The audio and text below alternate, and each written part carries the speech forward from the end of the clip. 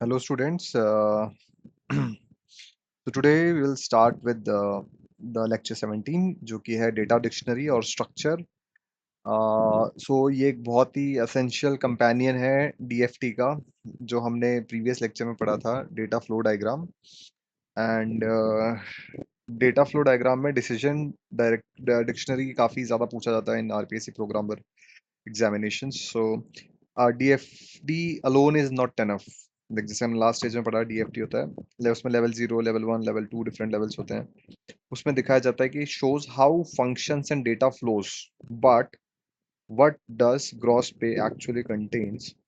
Means जो functions हमने बनाए हैं, एग्जांपल ग्रॉस पे, उसमें एक्चुअली है क्या, and what logic does bubble 0.3 executes. जो बॉटमेस्ट बबल था उसमें लॉजिक है क्या, that is your decision dictionary, which we are going to complete now, right now in this lecture. So two companions complete this picture. One is the data dictionary, which is it defines every data item. जितने भी data points functions में उसमें लिखे गए हैं, that is inside the bubble gross pay. उसके अंदर we'll write all the data items and the definitions. So that's the data dictionary. We're going to see it soon quickly. Then the structured English is it describes the processing logic inside each leaf bubble. Plain English में process के अंदर क्या logic लिखा है उसको लिखा जाता है। सो इन दोनों को मिला के TFT plus data dictionary, sorry, इन तीनों को मिला के डेटा डिक्शनरी स्ट्रक्चर्ड इंग्लिश को मिला के कंप्लीट स्ट्रक्चर्ड एनालिसिस मॉडल बनाया जाता है। नाउ पहला टूल डेटा डिक्शनरी क्या होता है। जैसे कि by definition data dictionary list every data item appearing in the DFT, defining composite data in terms of their component primitive data items.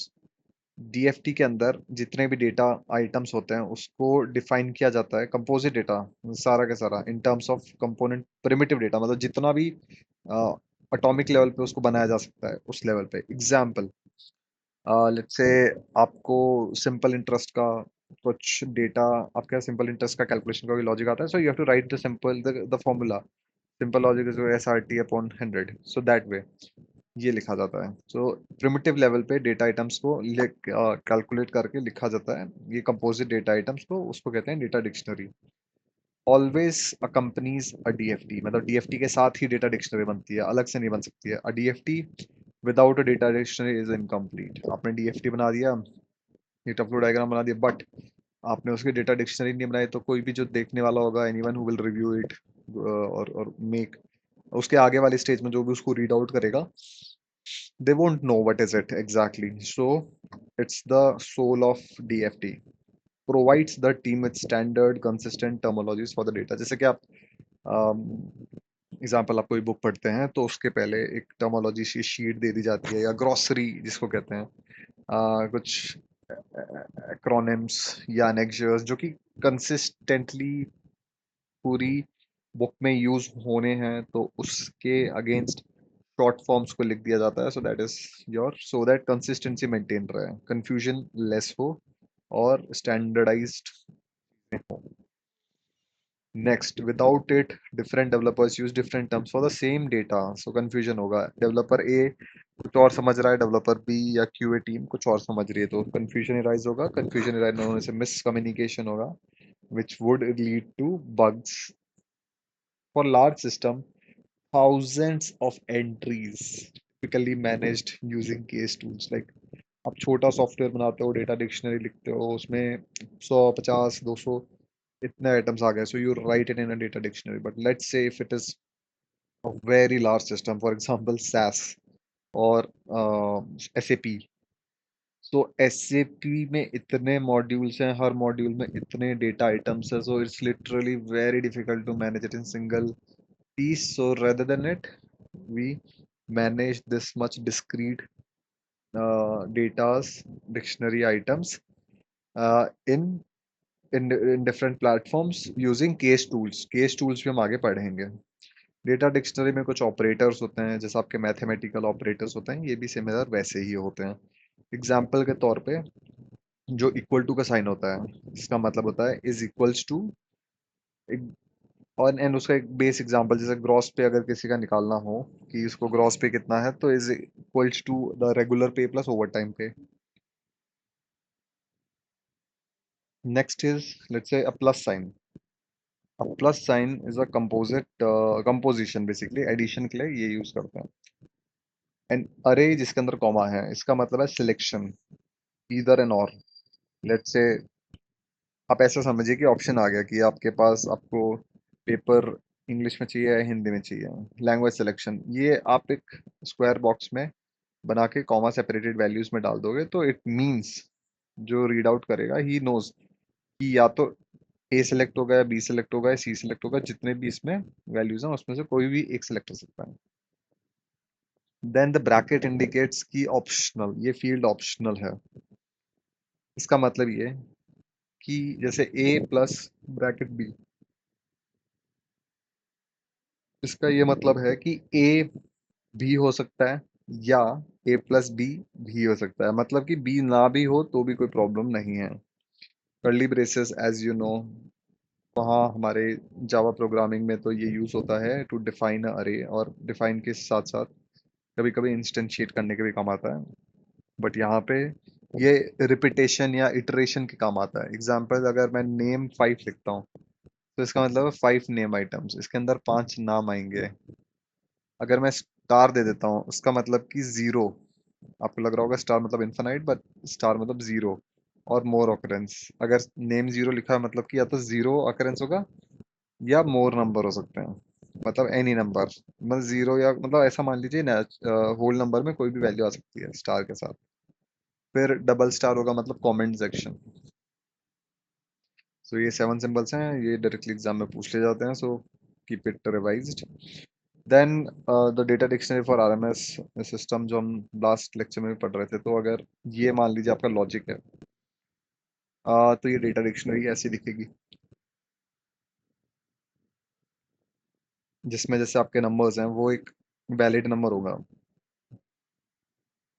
ए की value star, A is a integer, B is a integer, C is a integer. Star input number जो दिया हुआ है, इसका मतलब comment section है वो. A S Q भी एक इंटीजर है, B S Q, C S Q, all are your integers. Squared sum क्या होगा, वो भी एक इंटीजर है. रिजल्ट क्या हो सकता है, रिजल्ट हो सकता है या तो आरएमएस होगा, या कोई एरर आएगा. अब आरएमएस क्या है और एरर क्या है, ये भी दोनों इंटीजर एक स्ट्रिंग है. कोई क्वेश्चन, ये सिंबल क्या डिनोट करता है? ये option B is the right answer. So it denotes selection, square bracket जिसमें कॉमा हो, इसका मतलब कि और, मतलब कि दोनों में से कोई भी. जबकि कर्ली ब्रेसेस क्या डिनोट करता है, इट्स अ इटरेशन. और अगर स्टार स्टार है मतलब कमेंट, ये हम लास्ट में देख चुके हैं, ये डायरेक्टली एग्जाम में पूछ लिया जाता है, तो go through it. Then structured English, जो सेकंड टूल था हम जो देख रहे थे, तो प्रोसेस स्पेसिफिकेशन.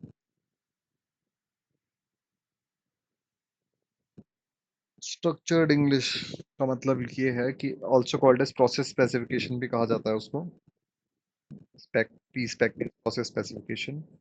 सो उसमें क्या होता है, डिस्क्राइब किया जाता है logics inside each leaf DFT bubble using plain English. मतलब प्लेन इंग्लिश में जैसे आप हम लोग बात कर रहे हैं, उसको शॉर्ट नोमोनिक फॉर्म में लिख देते हैं. कंस्ट्रेंट जनरली वो तीन टाइप के होते हैं: सीक्वेंस, सेलेक्ट और इटरेशन. ये लिखे जाते हैं लीफ नोड्स के लिए ओनली. नॉन लीफ नोड्स में डिकम्पोजिशन हो रहा होता है, तो इसलिए नहीं लिखा जाता. ये सिर्फ लीफ नोड्स के लिए होते हैं. Point to be noted. Uses English language words, programming language use नहीं करते, इंग्लिश लैंग्वेज यूज करते हैं. Restrict itself to 3 control structure. तो अब जैसे कि मैंने ऊपर बताया कि ये तीन कंस्ट्रक्ट ही यूज करते हैं. तीन कौन कौन से हैं? Sequence, selection. सीक्वेंस मतलब एक के बाद एक के बाद एक. सिलेक्शन मतलब इफ एल्स स्टेटमेंट, जिसमें कुछ कंडीशंस के बेसिस पे कुछ सिलेक्शन हो रहा हो. Switch is also one of them.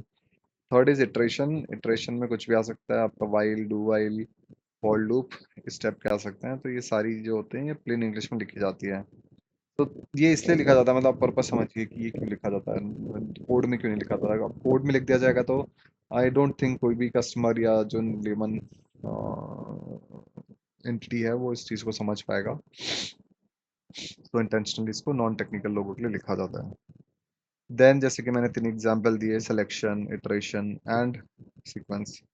तो सीक्वेंस का मतलब होता है डू वन, स्टेप 1 करो, फिर स्टेप 2 करो, फिर स्टेप 3 करो। इसका मतलब सारे स्टेप्स एग्जीक्यूट होंगे एक के बाद एक।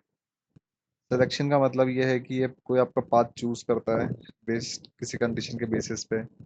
एग्जाम्पल, कंडीशन पहली सेटिस्फाई तो वो पहला ए एक्शन लेगा, नहीं तो दूसरा लेगा step. Iteration while condition basis पे हो गया, बट वो लूप चलता रहेगा जब तक कंडीशन सेटिस्फाइड रहती रहेगी। So there is the same three construct needs. हाँ, इसमें गो टू स्टेटमेंट्स अलाउड नहीं होते। As you know, go to statements are very bad from coding perspective, because उसकी वजह से काफी कोड मैसअप हो जाता है, ऑल्सो कॉल्ड स्पैगेटी प्रॉब्लम, वो अराइज हो जाती है इसकी वजह से। देन एक वर्किंग एग्जांपल, लेट्स से आपको प्रोसेस स्पेसिफिकेशन लिखने हैं ना, स्पेसिफिकेशन डिटेल लिखनी है इंग्लिश में फॉर अ वैलिडेट नंबर, जो हमने बबल 2 देखा था लास्ट लेक्चर में। तो जो वैलिडेट नंबर है उसका अगर मैं नाम दूं पीस प्रोसेस स्पेसिफिकेशन का, वैलिडेट नंबर्स का, तो मैं फॉर ईच यूज करा मैंने बताने के लिए कि ये एक लूप है। लूप के लिए हम क्या इटरेशन बोलते हैं उसको। इटरेशन है एबीसी के बीच में, मतलब एबीसी जो, क्योंकि मैंने ब्रैकेट में डाला है तो ब्रैकेट का मतलब होता है हमारा कि ऑप्शनल है। अगर नंबर एबीसी के अंदर होगा तो उसको क्या करना है, डू करना है। और डू क्या, अगर number minus hundreds minus thousand से कम हो या फिर 1000 से ज्यादा हो, तब तो उसको ये दे देना है कि error, number out of range, else बाहर निकल जाना फॉर लूप से। Next is set valid number to this is output is valid number. So इसको एक प्लेन इंग्लिश में लिखा गया है।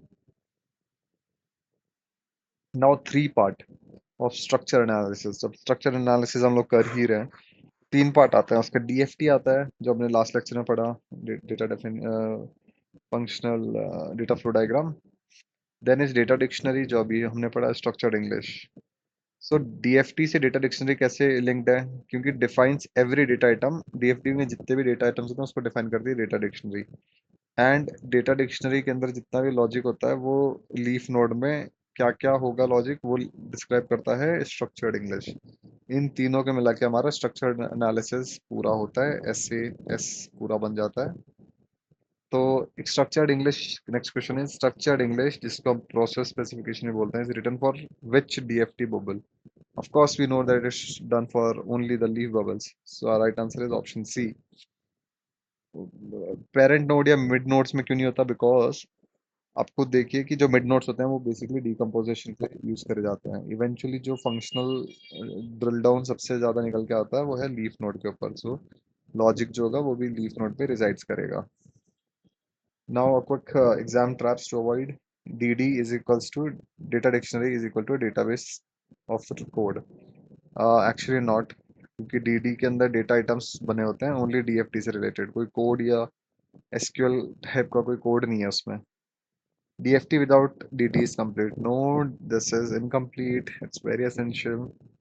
प्लस मींस और इन डीडी, नहीं, no no not at all. Plus means addition and जैसा आप देख ही चुके हो, बाकी तो आप जानते ही हो कि square with comma is the, कि इनमें से कुछ भी हो सकता है। Structured English for all bubbles. No, it is only for leaf bubbles. A quick glance. हमने क्या देखा? You can go through this. Next, before breaking down, a last quick question. Write the data dictionary entity for a library management system issue book function, जिसमें ये सारी values होंगी, fields होंगी. Then write the standard English for the issue book process. Now, in the next lecture, we will completely go through software design principles, जिसमें दो main principles होते हैं, coupling and coherence. Very important topic to discover. So, see you guys in the next lecture. Thank you so much.